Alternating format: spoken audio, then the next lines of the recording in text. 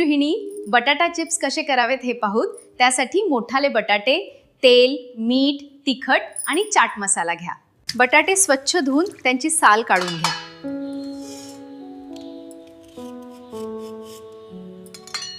Chips स्लायसरच्या मदतीने बटाट्याचे पातळ काप करा. काप जितके पातळ असतील, चिप्स तितके कुरकुरीत होतील. आरपी म्हारोळकर चॅनेलवर आपले स्वागत आहे. ज्ञान, मनोरंजन आणि बरंच काहीसाठी आत्ताच सबस्क्राईब करा. बटाट्याच्या ह्या फोडी 2-3 वेळा थंड पाण्याने धुवून घ्या, म्हणजे त्यातले अधिकचे स्टार्च निघून जाईल. त्यामुळे चिप्स एकमेकांना चिकटणार नाहीत आणि काळे देखील पडणार नाहीत. काप पाण्यातून काढून एका सुती कापडावर पसरवून पूर्णपणे कोरडे करून घ्या. त्यातील ओलावा पूर्ण जाणे महत्त्वाचे आहे.